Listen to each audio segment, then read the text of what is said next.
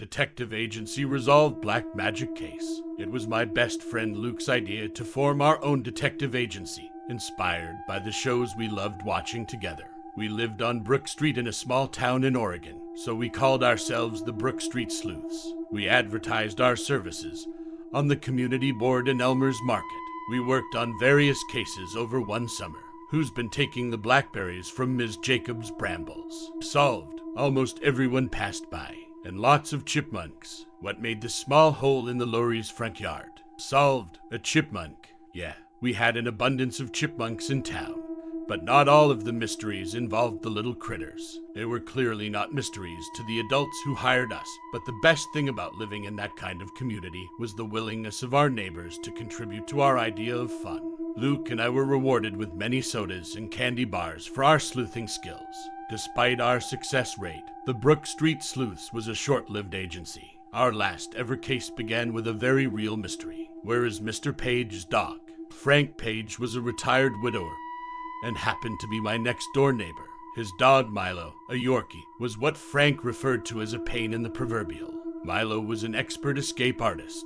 He was always getting out of the yard and causing mischief in town, but would usually come back home with his tail wagging after an hour or two. One evening, we could hear Frank calling for Milo from the doorstep. He'd escaped as per usual, but it had been several hours, and he still hadn't returned. My dad offered to drive around the neighborhood to look for him, but had no luck. The next morning, I helped Frank make a missing poster. We stuck a photograph of Milo on a sheet of paper using glue stick, and I neatly wrote the details underneath in black marker as dictated by Frank. Then we went to Elmer's Market to use the photocopier and made 10 copies. It should have cost $1, but Mr. Elmer said there was no charge and wished us luck in finding him. Frank bought me a cola as a thank you. "You're a good kid, Ricky," he said, patting my back. I could hear he was upset. "We'll find him, Mr. Page," I said. "The Brook Street Sleuths are on the case." He chuckled. "He's a little shit, pardon my French, but I'd be lost without him. I'll go knock for Luke just as soon as we've put up these posters." We left one on the board in Elmer's, then stuck the remaining posters on telegraph poles and the 2 bus shelters in town. I asked Frank if I could keep hold of the original photograph of Milo. That way I could show it to the local residents during our investigation. Before I knocked for Luke, I went back home to tell my parents. "Don't wander too far, Ricky," said Mom, "and stay out of the woods. I don't like the thought of you boys in there alone." There was a woodland area that lined the back of town. I absolutely planned on looking in there. I told Mom I wouldn't, though, of course. I grabbed my bike and rode to Luke's to fill him in on the details. Then we rode around town and knocked on doors, asking if they'd see Milo. It was mostly unsuccessful, but one lady had some potentially useful information. Now that I think about it, she said on her doorstep, "I did see a little dog sniffing around the brambles on Maple Road yesterday." Yes, I'm almost certain that's the dog I saw. "Thank you, ma'am," said Luke. We discussed it as we retrieved our bikes from the end of the driveway. "There are 2 houses on Maple Road with brambles in the yard," he said. "Ms. Jacobs," I said, "and the Deans." Why did it have to be the Deans? The Dean family were not known for their warm community spirit, especially the oldest son, Tommy. He was a senior, a notorious troublemaker who had caused Luke and me a lot of grief. The family also had a much bigger, meaner dog that would probably treat Milo as a snack. "We'll go to Ms. Jacobs' house first," said Luke. "If we're lucky, we won't have to go to the Deans at all." It was a short ride to Maple Road. We left our bikes on the sidewalk and knocked on Ms. Jacobs' door. Well, she said warmly, if it isn't the Brook Street Sleuths. "Hello, Ms. Jacobs," we said in unison. "What can I do for you boys?" "We're looking for my neighbor Mr. Page's dog," I said, showing her the photo. "He went missing yesterday afternoon." "Oh no," she said. "I'm familiar. I sometimes see him in the yard by the brambles, but I haven't seen him for a few days." "Thank you anyway, Ms. Jacobs," said Luke. "Of course," she said. "I'll keep my eye out. Oh, and help yourselves to blackberries." As we walked down Ms. Jacobs' pathway, we looked at each other with concern, knowing we now had to visit the Deans. We took the opportunity to eat a few of the ripened berries before braving it, then wheeled our bikes to their house. The yard wasn't as kempt as the others in the neighborhood. It was overgrown, and there were scraps of metal from various vehicles dotted around like a junkyard.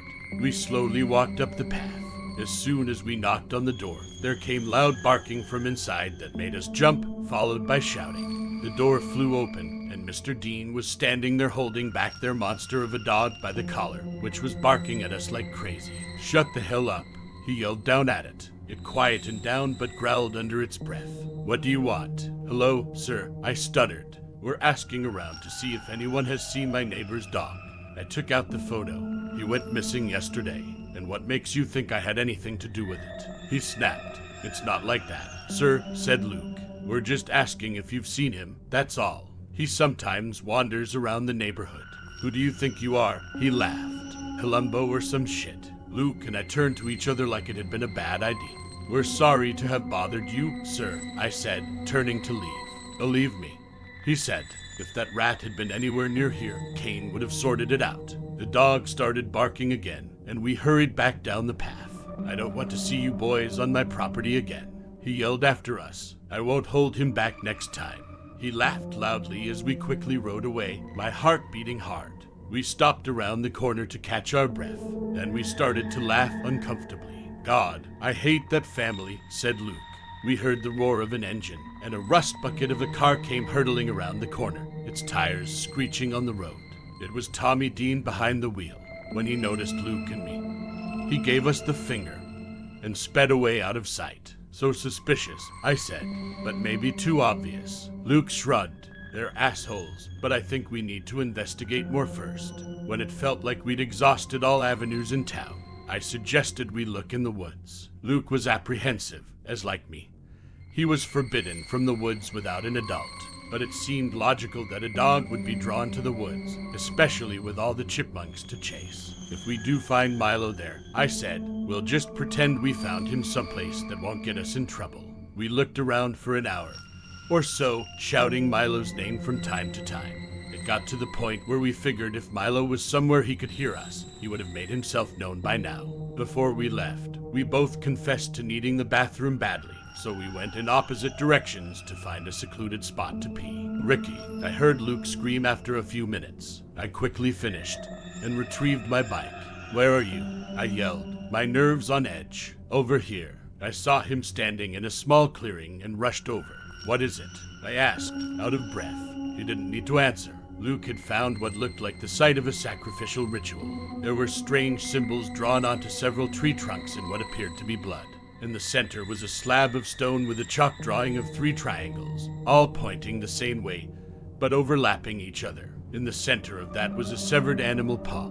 It had the same auburn-colored fur as Milo's. "Oh my God," I said quietly. "I really want to leave now," said Luke in almost a whisper. I nodded. "Yeah, come on." As I went to pick up my bike, I saw a small satchel sitting by a log. I walked over to it, Luke spotting it too. "Leave it, Ricky," he said.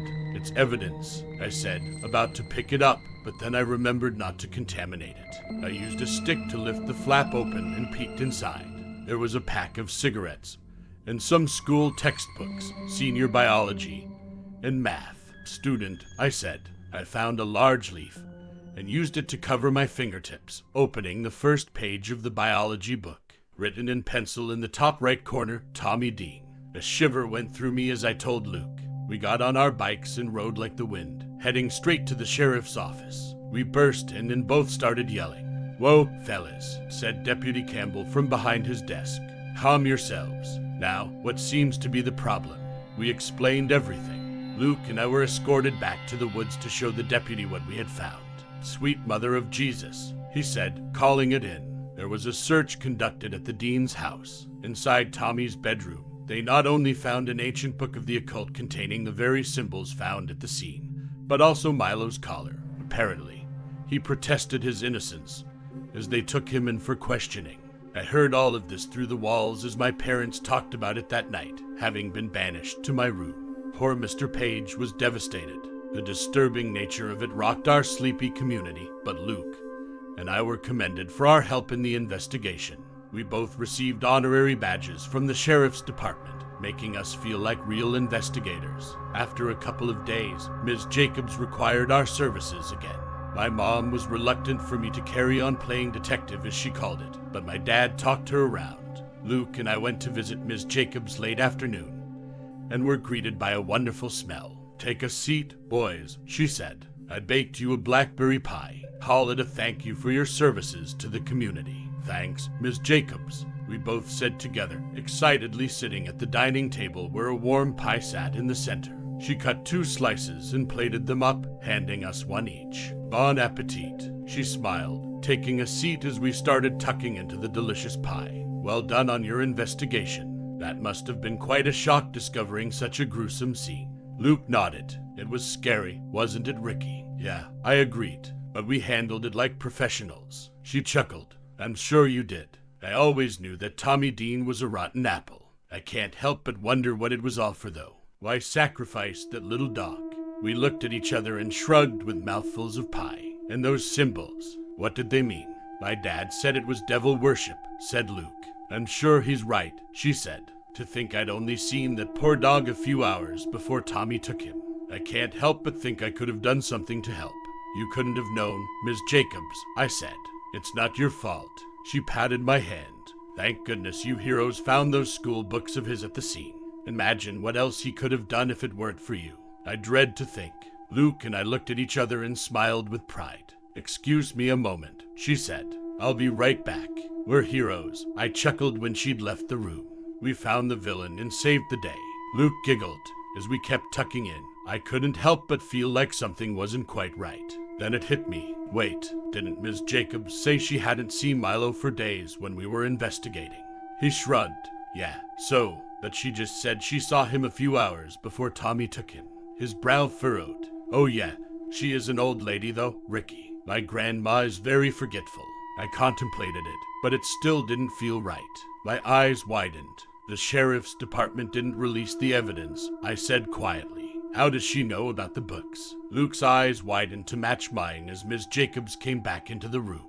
"Will you look at that?" she said. "You've almost finished your pie. Let me cut you another slice." "No," I said, clearing my throat. It was delicious, but very filling. "Very well," she smiled. "Let me take this dish away then." When she lifted the pie dish, Luke and I both stared in horror. Scratched into the wooden table were 3 triangles overlapping each other. "Oh yes," she said. "There was a mystery for you to solve, a mystery ingredient. I wonder if you've got the detective skills to work it out." Luke looked at me like he was about to cry, and I felt exactly the same. He coughed a little and put his fingers to his mouth, pulling something out. "What is it, Luke?" she asked. He covered his mouth like he was about to puke. "Here, clue number 1, she said. "And you, Ricky." I shook my head. "We'd like to leave now, Miss Jacobs." "Nonsense," she said. She took my plate away and put the pie dish in front of me. "Go on, have a look." I looked at Luke, who was clearly terrified. My hands were shaking as I picked up the fork and pulled pieces of pastry away. As I searched through the thick, dark purple filling, my fork made a clink sound. I picked it out with my fingers and could instantly feel what it was, a long canine tooth. I threw it across the table and pushed myself back, grabbing Luke's arm. As we made a run for the door, it slammed shut, and the light that had been coming through the windows dimmed. The symbol on the table began to glow, as if it was drawn in embers. Luke and I had our arms around each other as we sniveled, not being able to comprehend what was happening. Miss Jacobs smiled from across the room, her hair flowing as if caught in a breeze. "What are your findings?" she asked. "The Brook Street sleuths must be able to figure it out." "You killed Milo," I shouted. And, the thought of it made me sick. "Bravo," she clapped. "Make the sacrifice, feed the innocent." "But why?" screamed Luke. "I am 732 years old." She cackled. "That takes a bit of black magic to maintain." She grabbed Luke, and I tried to pull him away from her, but with a flick of her hand, I was forced against the wall. She threw him down onto the symbol, and he screamed out as smoke began to rise around him. "It burns," he screamed in pain. "Leave him alone," I cried. She turned to me. The features that made her Ms. Jacobs faded, revealing something ancient and decayed. Loose skin hung from visible bones, empty eye sockets, wispy strands of hair, teeth surrounded by split leathery gums. "You next, Ricky," she yelled, deep and demonic. Her mouth opened wide, and she took Luke's whole head inside. His arms and legs began to kick about as I could hear his muffled groans coming from inside her. There were snapping sounds as parts of her dislocated like a snake to swallow him whole. Before long, his shoulders could no longer be seen. She made greedy, guttural noises as she forced his body down her throat. I was paralyzed against the wall, forced to watch as my best friend was eaten alive. I could feel my mind snapping like her ancient bones. Luke's legs were still kicking as she reached his knees, and her long, bony fingers gripped around his ankles to push the last bit of him inside. There came a loud bang, something that startled her as well as me. The door to the dining room flew open, and 3 officers burst into the room led by Deputy Campbell. "Sweet fucking mother of Jesus," he yelled, taking aim at what was once Miss Jacobs. She retched, and Luke's whole body slipped out of her, collapsing on the table in a cocoon of translucent goo. I fell from the wall and hit the floor as the officers opened fire on her, forcing her back with a multi-layered scream. The window shattered, and natural light poured in, making her scream even louder as if burnt by the rays. I ran to Luke and pulled him from the table, relieved when he was still breathing. The glowing symbol was fading, and with a final shriek, the former Ms. Jacobs became a cloud of smoke that was seemingly sucked into the symbol. Then everything went deathly silent for a few seconds. As it happened, Tommy Dean had managed to convince the sheriff to investigate Ms. Jacobs. He insisted that he had seen her on his property, and that his satchel couldn't be found afterwards. Thank God he did, because Luke and I would not be here today if it wasn't for him. We carry the mental scars, but we live. Suffice to say, the Brook Street sleuths were no more after that day.